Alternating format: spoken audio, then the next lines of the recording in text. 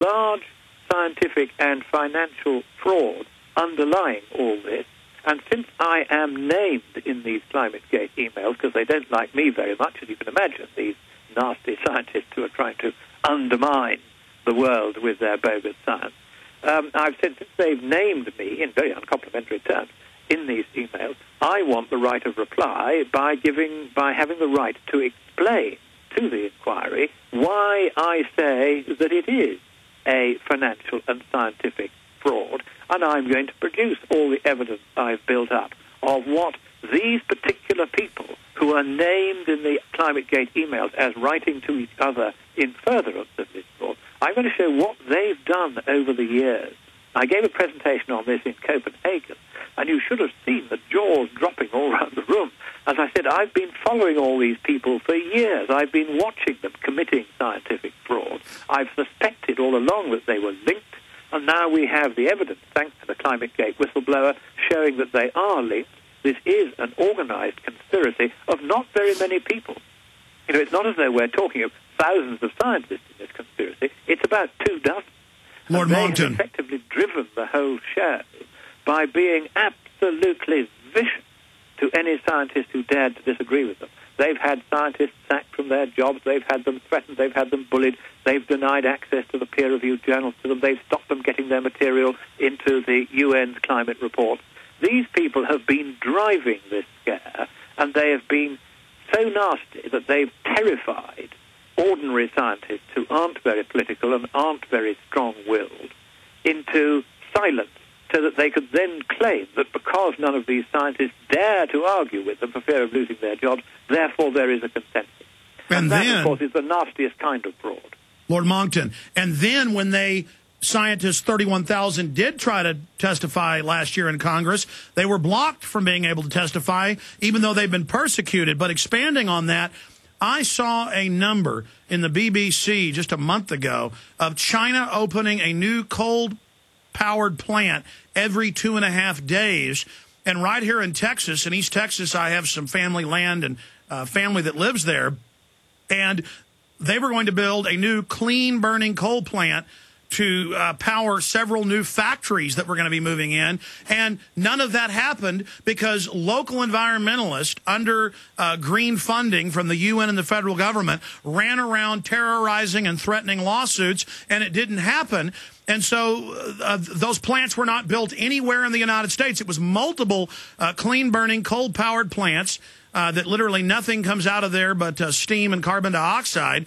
And we see Al Gore, we see the government, we see Maurice Strong, we see George Soros. They control, and you've spoken about this, but if you can elaborate briefly, about how they get to decide where the federal money goes for new energy, and it's always invested with their companies that they make profits from. I mean, this isn't just them trying to set up a global government and tax system. It's a new dark age where they are the only people that get a letter of marque or license from this new imperial crown of the UN to be able to even engage in any type of manufacturing.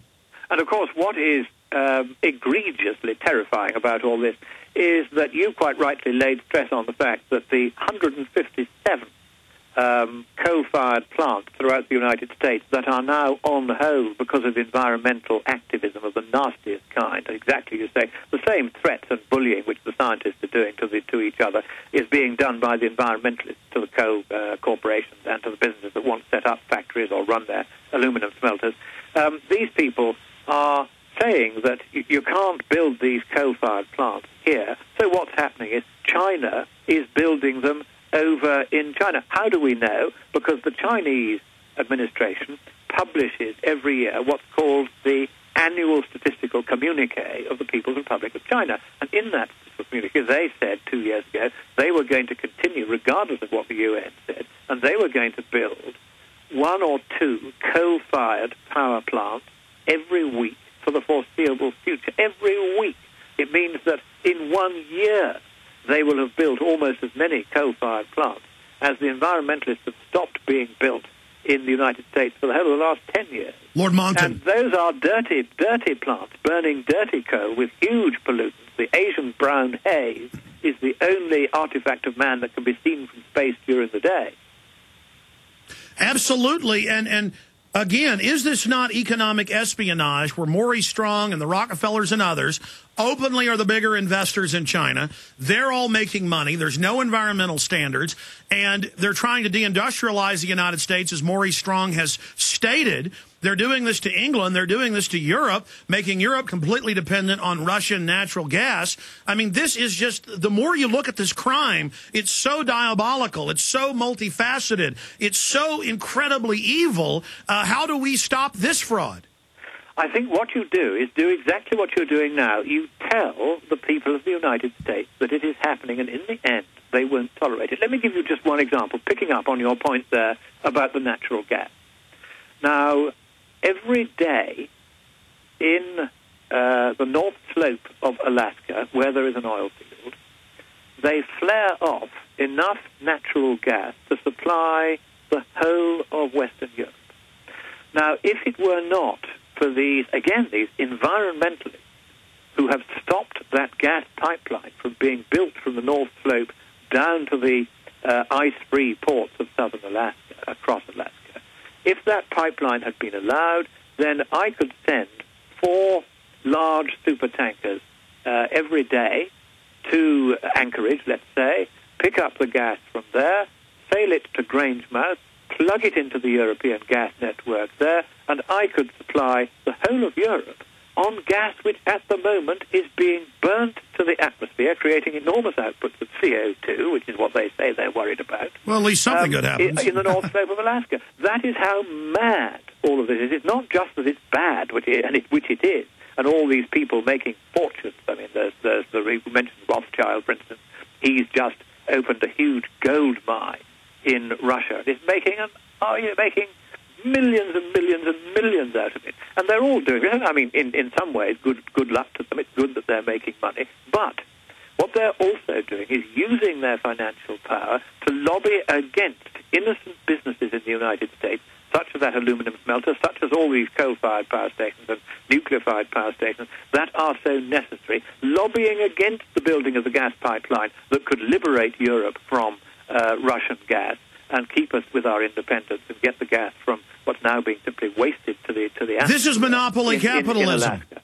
This is monopoly capitalism. Well, we're running out of time here, and I know there's so many other important points that you can relay to our audience, Lord Monckton. If the pendulum's swinging against these people, and the public's now beginning to learn some of the magnitude, not even the full magnitude of the fraud, where do we go from here? Right. I think the next step is this, that the first thing the UN is going to try, at least I would if I was in its shoes, is to bring forward the next annual conference of the states parties to the Framework Convention on Climate Change, which was due to be in Mexico next December to pick up from what Copenhagen did. They may try to bring that forward until June, because they don't want to find, after the next midterm elections in the United States, that they can no longer get any legislation on their side through either House of Congress. And that's what will happen, I think, after the next midterm elections, because people do listen to your program, Alex. They listen to the other programs that I talk on quite regularly, and they are getting the message that they are now governed by people who really seriously mean them harm. And I'm sorry to, if you like, intervene as a Brit in U.S. politics, and if there are any supporters of President Obama listening to this, then I do apologize to you for having to say this. But he is now a danger to the United States of America, and in particular to the danger to the working people of the United States of America, because those are the people, it's the people who run the aluminum smelters, the people who would be digging the coal that can't now be dug, who would be running the power stations that can't be built, who would be working in those factories in Texas that you mentioned that would have been driven by the power stations that can't be built. These are the people, the working people, who are gradually, by 1,000 here and 2,000 there, losing their jobs with no hope of getting their jobs back, because the industries in which they once worked or might have worked will never arise again, because you have an administration that is determined to shut America down. Well, Lord Monckton, this is a global threat we face, and as you said, calling for a world freedom or world liberty party based in each sovereign nation, we are facing a global threat. It's good that I can warn people in England.